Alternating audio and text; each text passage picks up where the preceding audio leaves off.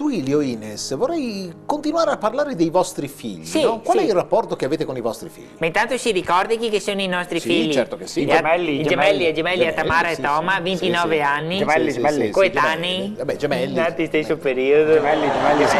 Tamara ci dà tante soddisfazioni, lei è in giro per il mondo a studiare, Sì, lavorare, sì. brava. E Toma, lei è in quarta superiore, 29 anni.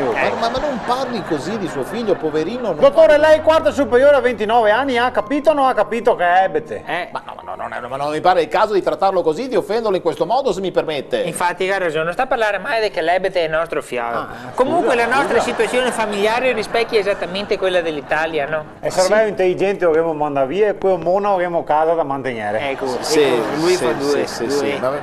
Allora, se mi posso permettere, c'è qualcosa che le infastidisce in particolar modo, signor Duilio, rispetto, non so, ai vostri figli, al fatto che la sua figlia... Scusa, posso dire una roba? Sì. Sta Tamara, brava. E intanto è andata all'estero, perché non poteva stare qua a casa, Ecco, non vedi. poteva stare a casa sua, non poteva stare a casa sua. Sei lei antico. deve vedere oltre, signor Duilio, un'opportunità di lavoro all'estero va benissimo, no per la sua figlia. Ma cosa? Tanto fa quello che fa, puoi anche farlo qua, dottore. E dopo Così che ha fatto Tamara? ricerca. Non sa neanche io quello che fa Tamara. Ma per forza non si capisce niente al giorno di oggi, dottore. Come fai a dire che lavoro che ha fatto Fioio? Non ti c'è neanche a buon spiegare che lavoro che ha fatto Fioio. Guarda che la società di oggi è complessa, dottore. Ah sì? Ah no, se io vai in una classe che domanda ero piccolo, che lavoro fa tuo padre? Ok? Una volta era facile di dire sempre quello, il muraro, l'imbianchin, certo. l'elettricista, l'idraulico, il prete. Adesso non ti capisci. Come prete? Non ti capisci più niente di cosa che fai i genitori, figurati un figlio. Mia figlia non so cosa fa. Allora, e sai qual è la verità? Che lui è geloso che nostra figlia si è catata al moroso. Ah, che Teddy bello, adesso Teddy. convive la Teddy, che bel nome, Teddy.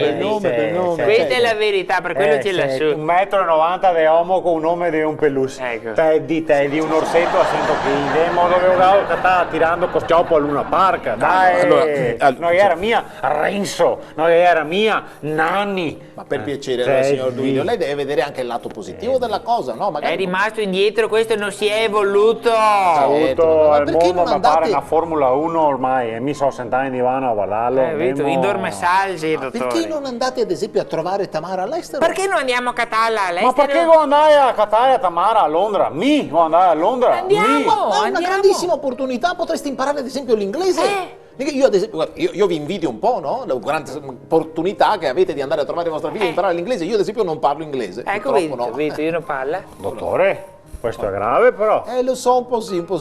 Nel 2000 è quello che siamo, un signore laureato che si spaccia per professionista, non sa neanche inglese. Dottore, guardi che oggi senza inglese non vai da nessuna parte. Ha ragione. Lei sa l'inglese? No, ma mi non va da nessuna parte.